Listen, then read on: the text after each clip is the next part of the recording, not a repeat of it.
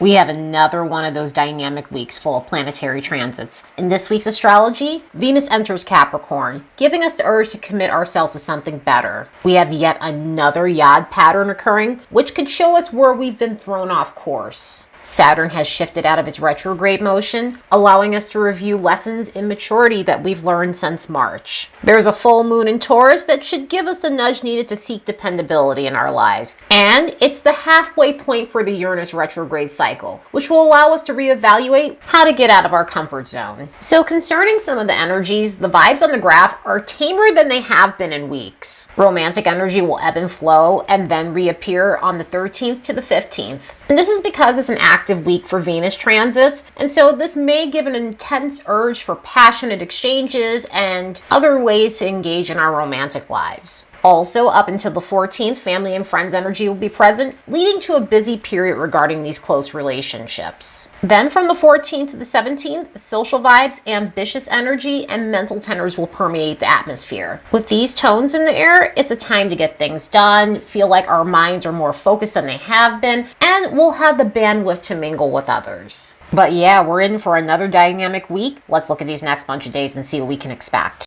Don't forget to like and subscribe because it helps this channel grow. Also, if you're looking for a natal chart reading or intuitive coaching, the links will be in the description box below. And if you'd like to support the work of this channel, you could do so by buying me a fresh cup of coffee. The link will be in the description box below as well. Monday happens to be one of those potent days with a sign change, an aspect pattern, and Venus activity. One of the things we're going to be dealing with on that day is a 3-planet configuration called a Yod, and this is going to involve the Sun, Jupiter, and Chiron. Since Chiron and Jupiter are in a sextile and they're both quincunx the Sun is going to be at that base point and getting the most of that energy in a very uncomfortable way. And so it can bring out some awkward situations involving Jupiter and Chiron themes, which might manifest as recklessness, ego issues, confidence problems, having to heal things to do with our persona, and how we might lose our sense of self at times. So this energy can vacillate from being overconfident to lacking the self-assurance that you need in order to feel good about yourself. And with this varying tone, it may be a day where we get the nudge needed to work on moderation, especially if we've gone overboard when it comes down to our egos, when it comes down to levels of arrogance, and overall having a sense of unjustified confidence that we really shouldn't. With the Chiron stuff, we might get the nudge needed to work on embracing our persona and stop pleasing others. So this could look like masking our true personality in order to get validation from everybody else and to be accepted. It can also look like having an excessive need for validation in order to boost our ego. On that same day, Venus is going to move into Capricorn, and that's going to prompt a desire to seriously approach our romantic lives, our relationships, and financial situations. That being said, as we leave the aim your arrow at everything and everyone style of Venus and Sagittarius, we shift to a more narrowed focus that helps us keep our eye on the prize concerning our love lives, career, and other relationship situations. And so a pairing like this is interesting because Capricorn is a sign about responsibility and constriction, which helps us establish limits. So when you pair it with Venus, a planet that's associated with relationships and money, it helps us focus on quality over quantity. And so we might feel more inclined to scenarios, situations, or people that seem razzle-dazzly, but are really just frivolous and fly-by-night situations. So this revs up the urge to obtain something sensible that'll be long-lasting and sustain us. When we have a Venus and Sagittarius situation, it's necessary to keep your options open. But when it's in Capricorn, it's essential to have personal boundaries and, of course, relationship boundaries, relationships of all kinds. We always look at the love life situations with Venus, but it's also our close relationships as well, and even those that we collab with. But either way, it's a time to be more deliberate about the decisions we're making because we're wanting to ensure that once we do commit to something, it's something that we can sustain for the long haul. Anytime I look at this energy or Capricorn energy, it's about commitment, and no one wants to be committed to a mistake. And so it's crucial to slow down in this energy and make sure you're investing your energy in the right things, people, and scenarios. So putting this in the context of love life scenarios, Energy like this can aid us in slowing down and make sure we're vetting the right types of partners for those who are single and wanting something more substantial in their lives. Or it could be a time of deep commitment. Because this sign is about dedication, this could be a time where things get more committal in those types of scenarios. Generally, this brings on age gap differences when it comes down to dating and relationships, and or maybe it might be someone who seems more mature and is a similar age to you. For those in already established unions, this could be a time to reaffirm your commitment with someone. This could be a time of taking more responsibility in your relationships, more accountability, and overall just taking a more mature approach to your relationship. Considering Venus is about how we enjoy ourselves and what we like to splurge on, what we like to adorn ourselves with, this might be a time to splurge on the finer things in life. So this could look like purchasing more higher end things, fine dining, or updating your looks to something that's more sophisticated. Speaking of spending, this also ties into how we earn money. And so career-wise, we might start thinking about how we could take our professional lives more seriously and get to a stage where we can climb the ladder. So this could look like building up our portfolio, working on our reputation, working on anything to do with our social status, our clout, and other ways that we're viewed in terms of our credentials. Overall, it's a time to really put the hard work in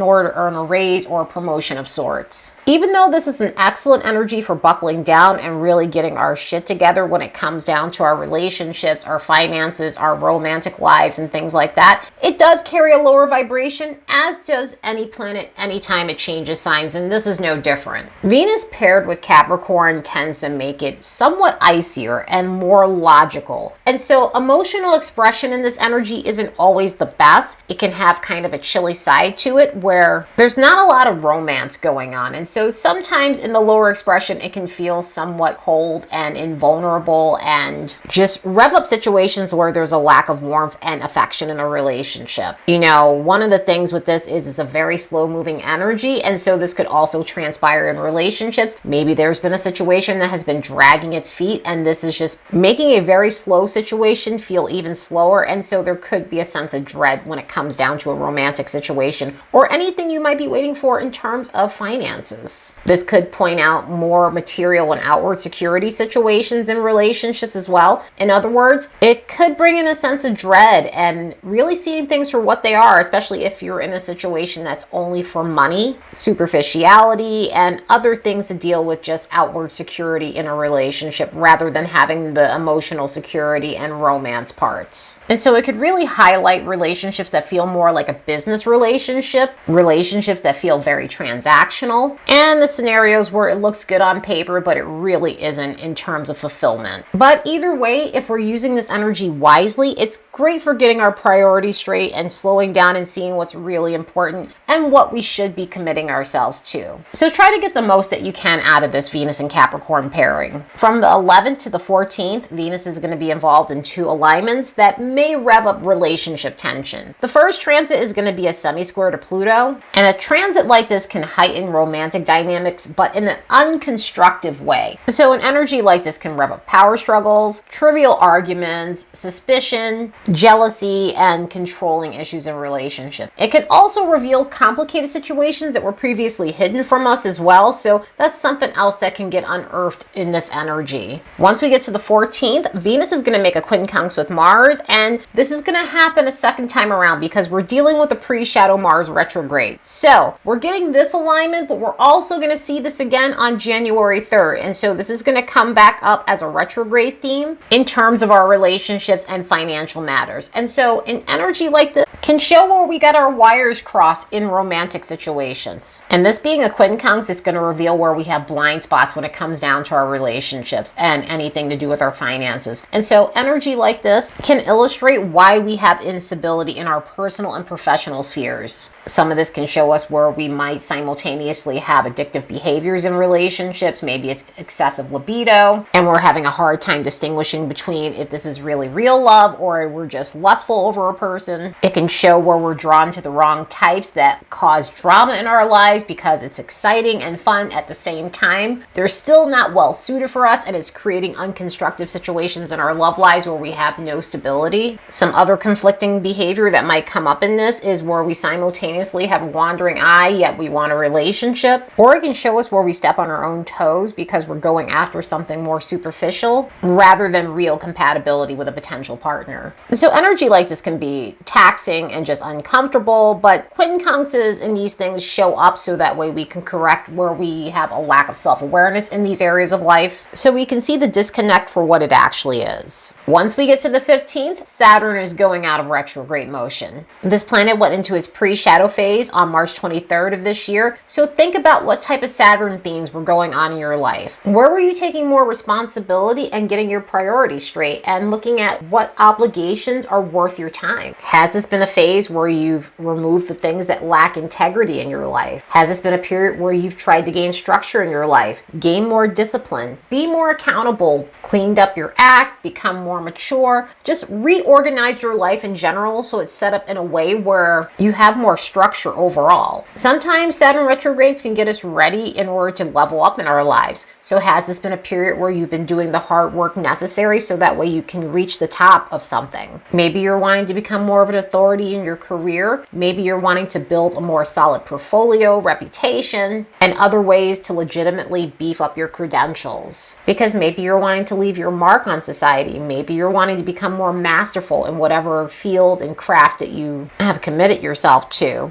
Energy like this gets us ready to achieve stability, and that stability can be in so many different forms, but when we deal with Capricorn energy, a lot of it deals with our professional lives. And so this could have been a time to build financial security or looking for ways to attain that one day. Maybe it's narrowing things down to ensure that you're focusing on your own path and not someone else's. So this could have been a time to get back on course if you've been thrown off of it, focusing on the wrong things that aren't right for your energy, and realizing that you need to stay in your lane, because if you do, it allows you to thrive and to become masterful at whatever it is that you're trying to build in your life. Saturn retrogrades are excellent for helping us get out of our own way. And so if we've been wasting time on something for so long and it's not meant for us, a lot of the times we see those things fall off during these retrogrades. So this could have been a period where those things needed to happen in order to push you in the right direction that's going to be successful for you. Also, energy like this is a time of setting limits. And so this might have been a time where you're finally setting parameters up for yourself and other individuals, especially those things that distract you or poor behavior that shouldn't be tolerated or taking on more responsibility than you should be taking. So this could have been a phase to really respect yourself and to eliminate or set boundaries with those who don't. And this could have also been a period of revisiting promises that you made to yourself that now you have the energy and the bandwidth to commit to. So it could be a period to rededicate yourself to something that was put on hold, the back burner, because it's a time to recommit to your goals and the promises you made yourself. The signs that would have felt this retrograde more than others would be the mutable modality: Gemini, Virgo, Sagittarius, and Pisces, between 10 to 22 degrees of these signs. So if you have planets and chart points within these zodiac placements, you would have felt this retrograde more than others. Saturn is going to exit this post-shadow phase on February 18th of 2025. Once we get to the 17th, we've got more retrograde energy occurring. The sun's going to make an opposition with Uranus, and this puts this planet at the halfway point of its retrograde cycle. So we're halfway done with this retrograde. Anytime you have any of the outer planets, also Mars, opposing the sun, that marks the peak of the cycle of that retrograde. It also has a full moon energy to it. So there can be themes where we're keeping what works, we're tweaking the things that still need a bit of fixing, but very much worth our time, but also it's a period of discarding the things that no longer serve us. But energy like this can feel very potent and intense, and because we're dealing with Uranus, change might be on the horizon, making this next few days a bit surprising and awkward and maybe a bit plot twisty. And that could be good, bad, or indifferent in this type of energy. One of the ways this can manifest is pushing through complexities, especially if we've been in a stale period, especially we've been in a period where we lack confidence in terms of making changes in our lives. This might be a period to gain some more self-assurance within ourselves and go beyond the norm.